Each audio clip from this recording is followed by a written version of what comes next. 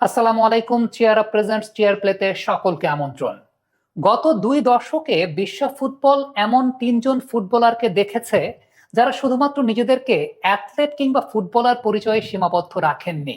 তারা পৃথিবীর যে কোনো প্রান্তে যে কোনো মানুষের জন্য অনুপ্রেরণার নাম হয়েছেন, অনুপ্রেরণার গল্প জুগিয়েছেন। বিশেষ করে যে সমস্ত মানুষ হয়তোবা পড়ে গেছেন কিন্তু উঠে দাঁড়ানোর অনুপ্রেরণা পান নাই, রোনালদো, নেইমার বা লিওনেল মেসিদের গল্প থেকে তারা অনুপ্রেরণা খুঁজে নিয়েছেন। পৃথিবীর যে কোনো প্রান্ত থেকে, পৃথিবীর যে কোনো প্রান্তের যে কোনো মানুষের ক্ষেত্রে জীবনে এরকম ঘটনা ঘটেছে। আপনি হয়তোবা তর্কের সাপেক্ষে কেউ রোনালদোকে পছন্দ করেন না, কেউ মেসিকে পছন্দ করেন না, কেউ হয়তোবা নেইমারকে পছন্দ করেন না, কিন্তু তাদের ইন্ডিভিজুয়াল গল্পগুলো একটা পরিবার হলেও একটা পরিবার হলেও অনুপ্রেরণার গল্প জুগিয়েছে অনেকের মাঝে। গল্পটা শুরু করতে চাই পর্তুগালের রোনালদোকে দিয়ে। লিসবনের রাস্তায় একটা সময় তিনি রাস্তা পরিষ্কারের কাজও করেছেন। তার গল্প থেকে এমনও শোনা গেছে যে ম্যাকডোনাল্ডসে যারা উচ্ছিষ্ট বার্গার ফেলে যেতেন সেখান থেকে রোনাল্ডো সেই বার্গার খেতেন। ক্ষুধার জ্বালায় ম্যাকডোনাল্ডসের ফেলে দেওয়া উদ্ধৃত বার্গার চেয়েও খাওয়া সেই পর্তুগিজ ছেলেটি বিশ্ব ফুটবলের সুপারস্টার। তিনি কোনো সোনার চামচ মুখে নিয়ে জন্মাননি, কিন্তু প্রমাণ করেছেন তীব্র পরিশ্রম আর অদম্য ইচ্ছা থাকলে নিজের ভাগ্যকেও বদলে দেওয়া যায়। ঠিক তেমনি ভাবে আপনার যখন মনে হচ্ছে আপনি আর পারছেন না, আপনার যখন মনে হচ্ছে আপনি দারিদ্র্যের কষাঘাতে জর্জরিত, আপনি কিন্তু রোনাল্ডোর কাছ থেকে অনুপ্রেরণা নিতে পারেন। এমন অনেক গল্প আছে, এমন অনেক উদাহরণ আছে, এমন অনেক অফিস অ্যাটেন্ডেন্ট আছেন যারা হয়তোবা রোনাল্ডোর গল্প থেকে নিজের অনুপ্রেরণা খুঁজে পান, পরের দিনটা বাঁচার অনুপ্রেরণা খুঁজে পান। হয়তোবা জীবনে অনেক জায়গায় ফ্রাস্ট্রেটেড হয়ে গেছেন, তার মাথায় হয়তোবা সেই গল্প কাজ করে যে একটা সময় রোনাল্ডো তো রাস্তা পরিষ্কার করতো, একটা সময় রোনাল্ডো উচ্ছিষ্ট বার্গার চেয়ে খেত, সেই রোনাল্ডো আজকে বিশ্ব ফুটবলের সুপারস্টার। এমনি এমনি তো হন নাই। হয়তোবা এই গল্পগুলো কারো না কারো মধ্যে, কারো না কারো মাঝে এক ধরনের বাড়তি উদ্দীপনা তৈরি করেছে। আর ওই যে একটা কথা বলছিলাম, কেউ হয়তোবা পছন্দ করেন না, এটা হয়তোবা তারই সীমাবদ্ধতার জায়গা। কেন সীমাবদ্ধতার জায়গা? কারণ সফল মানুষদেরকে হিংসা করতে হয় না, সফল মানুষদের কাছ থেকে অনুপ্রেরণা নিতে হয়। সেই অনুপ্রেরণা নিতে হয় যে অনুপ্রেরণা আপনার জীবনকে বদলে দিতে পারে, যে অনুপ্রেরণা হয়তোবা আপনার পরিবারকে আপনার প্রতি গর্বিত করতে পারে। এবারে লিওনেল মেসির ব্যাপারে কথা বলতে চাই। রোজারিওতে জন্ম নেওয়া ছেলেটার জীবনটা এতটা সহজ ছিল না। শারীরিক সীমাবদ্ধতার জায়গা ছিল, হরমোন ইনজেকশন নিতে হয়েছে। ক্যারিয়ারের একটা স্টেজে অনেক কিছুই তিনি অর্জন করে ফেলেছিলেন। তবে 2016 সালে তার ক্যারিয়ারে এমন একটা সময় আসে যখন তিনি 2014 সালের বিশ্বকাপ একদম সামনে দেখেও পান নাই। 2016 সালের কোপা আমেরিকাতে যখন বাদ পড়ে গেল তখন তিনি বিশ্ব ফুটবল থেকে অবসর নেওয়ার ঘোষণা দিলেন। কিন্তু এই যে তার পরবর্তী পর্যায়ে একটা টার্ন অ্যারাউন্ড, নিজের পরিশ্রম, একাগ্রতা, ডিসিপ্লিন এবং মনোবলের যে জায়গাটা, এই জায়গাটা কিন্তু মানুষকে শিক্ষা দেয় যে আপনি যদি জীবনে কোনো একটা স্টেজে গিয়ে পড়ে যান, সেখান থেকেও আপনি চাইলে উঠে দাঁড়াতে পারেন। লিওনেল মেসি 2022 সালে বিশ্বকাপ অর্জন করেছেন। 2026 বিশ্বকাপে 39 বছর বয়সেও লিওনেল মেসি যেই প্রভাবটা খাটিয়েছেন, হ্যাঁ একটা ফাইনাল হয়তোবা তিনি হেরে গেছেন, কিন্তু একটা ফাইনাল হারা থেকে লিওনেল মেসির গ্রেটনেসে এতটুকু আঁচ লাগে? এতটুকু আঁচ কিন্তু লাগে না। তিনি সেমিফাইনাল ম্যাচটাতেও প্রমাণ করেছেন যে তার মাসল মেমোরি এখনো ঠিক মতো আছে এবং প্রয়োজনের সময়টা তিনি জ্বলে উঠতে জানেন। আমাদের সমাজে অনেকেই আছেন যারা হয়তোবা ক্যারিয়ারে মিড ক্যারিয়ার ক্রাইসিসে ভোগেন। সেই সমস্ত মানুষের জন্য অনুপ্রেরণার নাম হতে পারে লিওনেল মেসি। অনেক হয়তোবা এমন ভাবে চিন্তা করতে পারেন যে আচ্ছা, আমি আমার ক্যারিয়ারে পেয়েছিলাম অনেক কিছু, কিন্তু ওই যে কিছু একটা জায়গায় গিয়ে আমি আর পেলাম না, কিছু একটা জায়গায় গিয়ে আমি আমার পটেনশিয়ালটাকে মিট করতে পারি নাই, আমি আমার জীবনের হালটা ছেড়ে দেব। ঠিক ওই সময়টাতে লিওনেল মেসি আপনার জন্য একটা অনুপ্রেরণার নাম হতে পারেন যারা মিড ক্যারিয়ার ক্রাইসিসে ভুগছেন।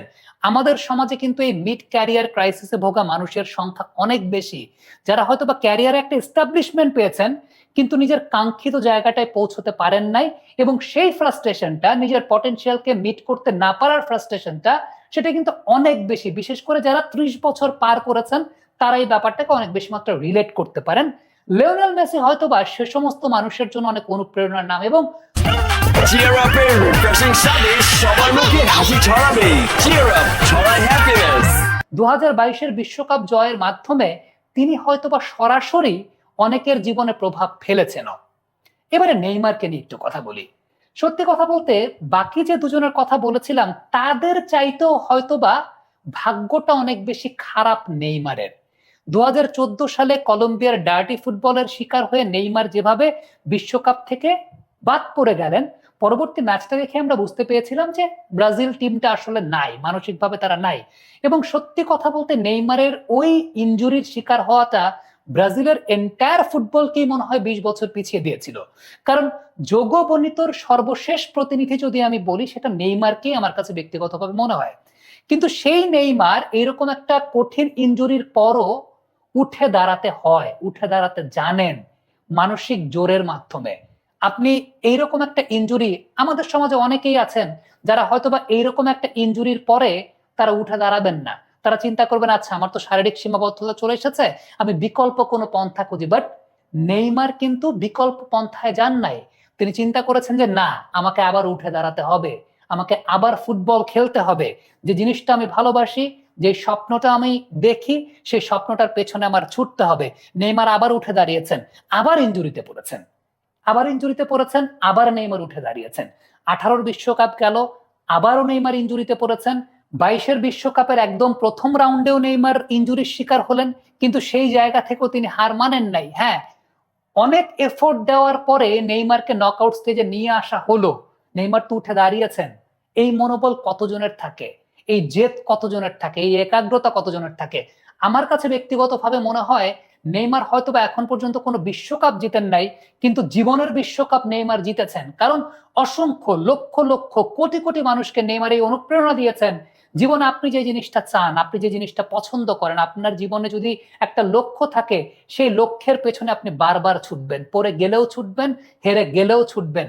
নেইমার হয়তোবা বিজয়ী বা জয়ী মানুষের গল্প বলে না, নেইমার হয়তোবা আপনার মতো আমার মতো অনেক হেরে যাওয়া মানুষের গল্প বলে, যে মানুষ হারার পরেও হারে না, হারার পরেও উঠে দাঁড়াতে চায়, যে মানুষরা হারার পরেও নিজের একাগ্রতা দিয়ে সেই কাজটাকে আবারও ছুঁতে চায়, আবারও পেতে চায়।